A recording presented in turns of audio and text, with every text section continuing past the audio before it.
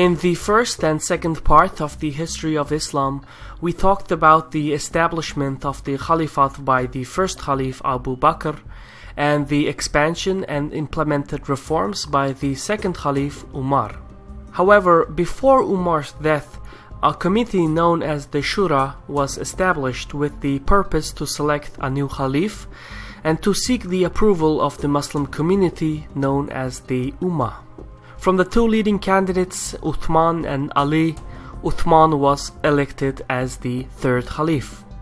And even though Uthman, in his own words, was not an innovator, he certainly was a reformer.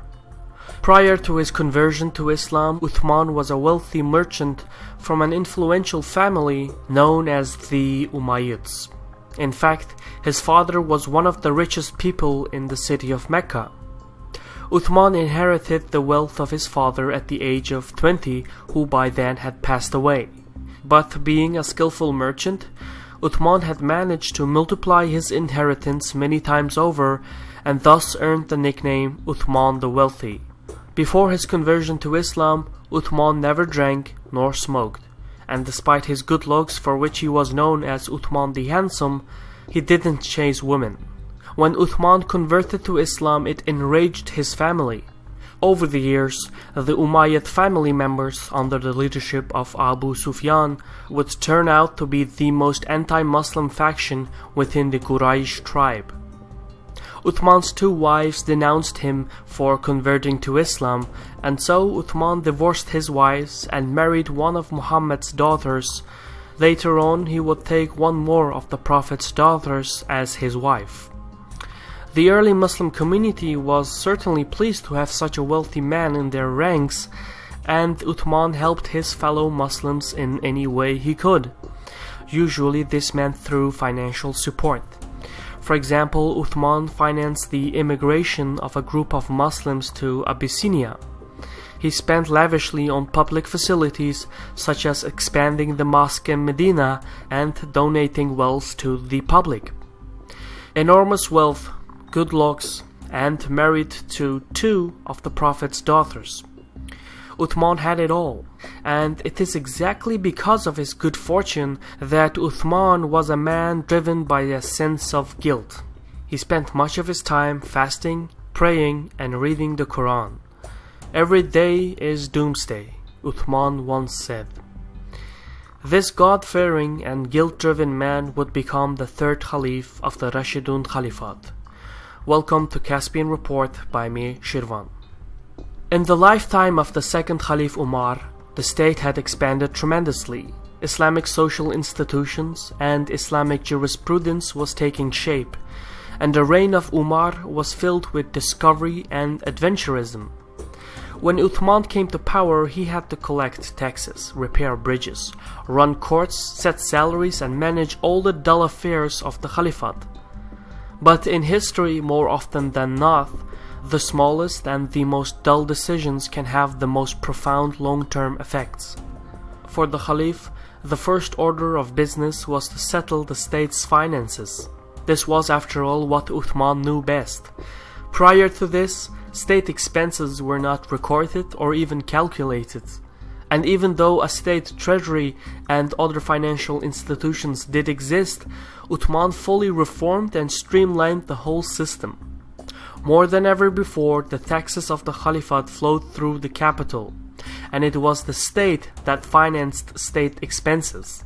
With this, the Caliph had further centralized the authority of the Caliph and the capital Medina.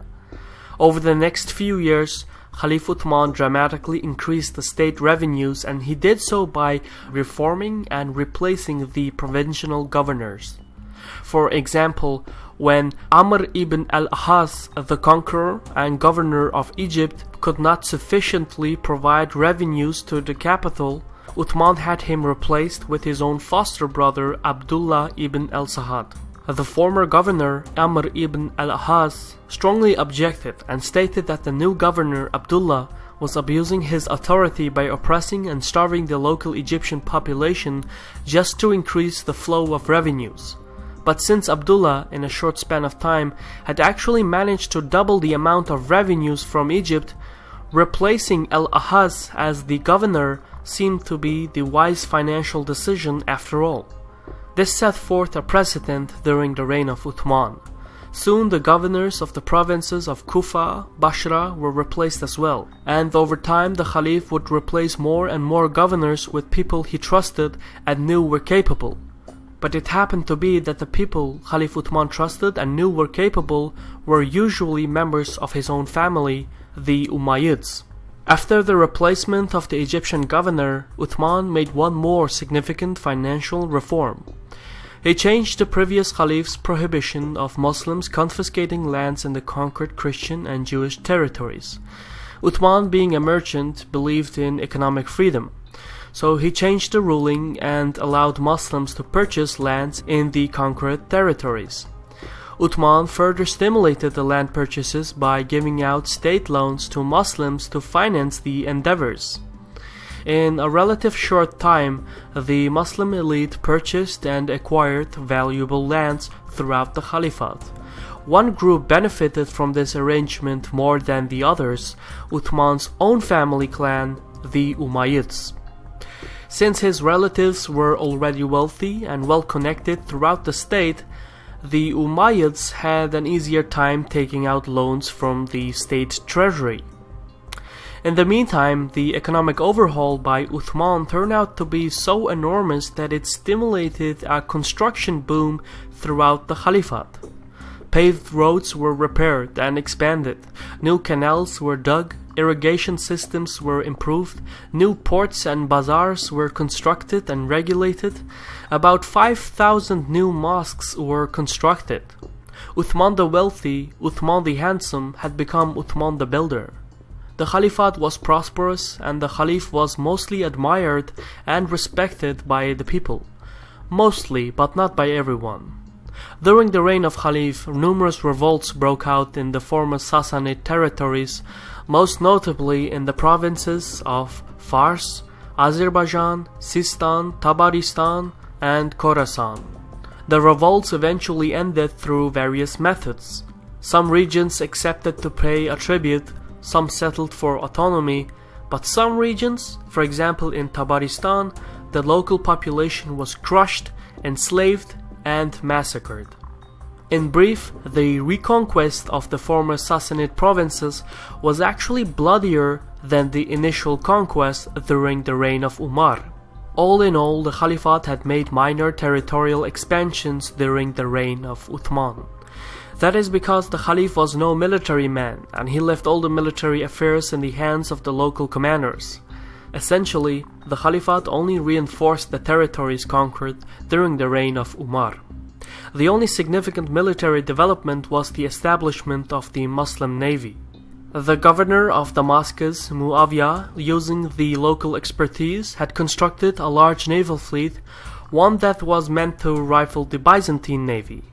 Through the new navy, the Caliphate conquered the islands of Cyprus, Rhodos, Crete, Sicily, and, according to some historians, even established small colonies and trading outposts in the Iberian coastlines. However, the most significant military engagement was the Battle of the Masts, in which, despite overwhelming odds, the Caliphate's new navy decisively defeated the veteran Byzantine navy of the Lycian coast. It utterly shifted the power balance in the region. The Caliphate was no longer just a land power but also a naval power that could go head to head with anyone. One major important Islamic undertaking that was completed during the reign of Uthman was the definitive edition of the Quran. The final book was compiled by the length of verses, and all the other versions were destroyed, and this led to some scholars to accuse Uthman of a conspiracy to alter the contents of the Quran. The definitive edition of the Quran would later on be copied and spread throughout the world. This is the same unchanged Quran that Muslims use today. The Caliphate's overseas voyages, the Sassanid revolts, and the definitive edition of the Quran all took place in the 12 years since Uthman took the office of Khalif. However, as always, the Khalif was driven by a never-ending sense of guilt. Uthman had lived mainly on bread, water, and prayer. while over the years his Umayyad relatives had slowly but assuredly become the economic and political powerhouse of the Caliphate. They governed the biggest cities and trading centers, they owned the most valuable lands, and had the largest financial assets. One particular Umayyad member stood out the most, the Caliph's favorite cousin, Muawiyah, the very same person who had constructed the Muslim naval fleet. In a decade's time, Muawiyah, the man who started out as the governor of Damascus and its surroundings, had expanded his influence through political intrigue, royal marriages, land purchases, trade expansions, and through gifts by the Caliph. In a decade's time, Muawiyah's territories expanded to include everything from the Euphrates River to the Mediterranean coastline of Egypt. Furthermore, he had assembled a large standing army and a naval fleet, loyal only to himself. What you have to understand here is that Muawiyah's influence and power expanded very gradually. It didn't happen overnight, but over the span of 12 years. When you live in the present, this kind of developments are very hard to perceive. Over the course of 12 years, the admired Caliph Uthman was now receiving objections and complaints from all over the Caliphate. Financial extortion, corruption, and heavy taxation were the leading grievances. In Egypt, Uthman's foster brother Abdullah, the very same Abdullah who had replaced Amr ibn al-Ahaz as governor and of whom al-Ahaz had warned off, was extorting the local population so severely that riots had erupted. The local Egyptian traders, merchants, and notables formed a coalition and wrote a letter to Caliph Uthman asking for the dismissal of the governor. Some time went by and the notables received no answer in return, and so they decided to send a large delegation to petition the Caliph in person. As this took place, other delegations were sent from other provinces such as Kufa and Basra as well. On their way to Medina, the crowd of people had combined their strength under the Egyptian delegation. Before the Caliph had even realized it, a large group of angry citizens were knocking at his door. The delegation argued that a decade's worth of extortion by Governor Abdullah was enough. They wanted a change of authority. Initially, Uthman did not want to face the crowd, and had asked Ali to go out and speak to them on behalf of the Caliph. But it was Ali who convinced Uthman to go outside and address the people's legitimate complaints. And that is what happened. Uthman addressed the Egyptian delegation, he promised to replace his foster brother in Egypt, and sent the delegation home. The issue seemed solved and a crisis was averted. As the Egyptians were returning home, along the way, they noticed a particular suspicious man. They approached the man and searched him. It turned out he was a servant of Uthman who was carrying a letter for the governor of Egypt. As the Egyptians unfolded the letter and read the contents, their whole world came crashing down.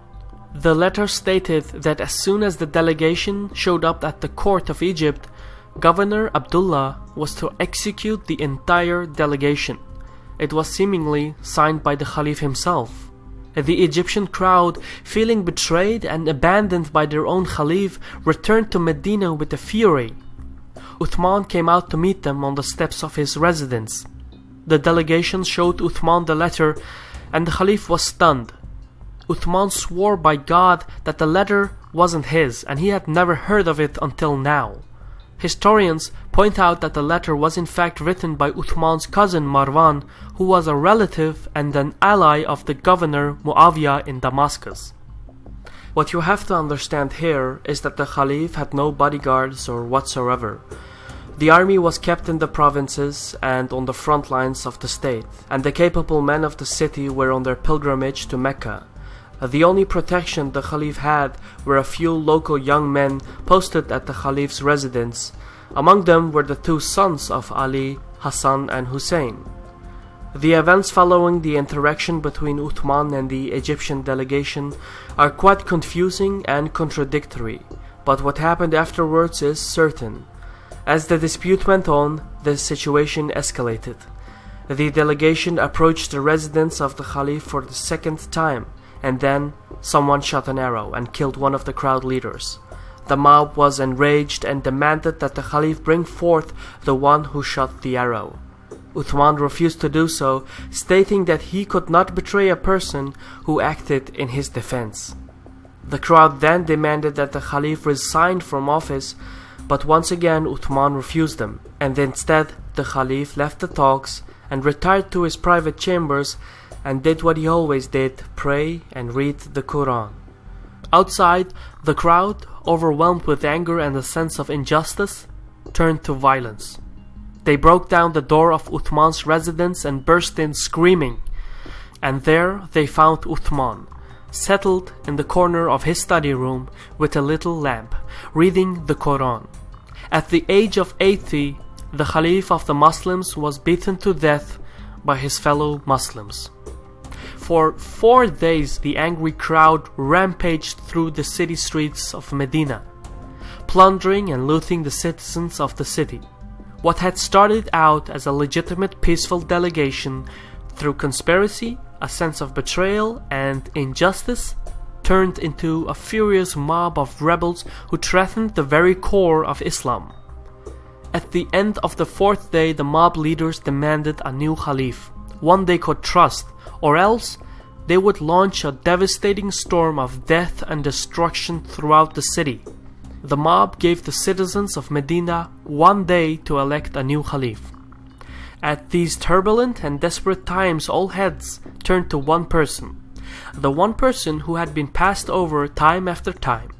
Some had always called him the Prophet's only legitimate successor. The Muslims of Medina had elected Ali, Muhammad's son-in-law, as their new Caliph. Initially, Ali had refused the honor, but when notable members of the Ummah pledged their allegiance to Ali and begged him to take on the office, Ali had no other choice, and so he finally accepted the title of Caliph.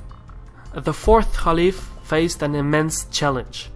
Ali was tasked with ending the rebellion and restoring justice, and then there were some who were calling for vengeance for the assassination of Uthman.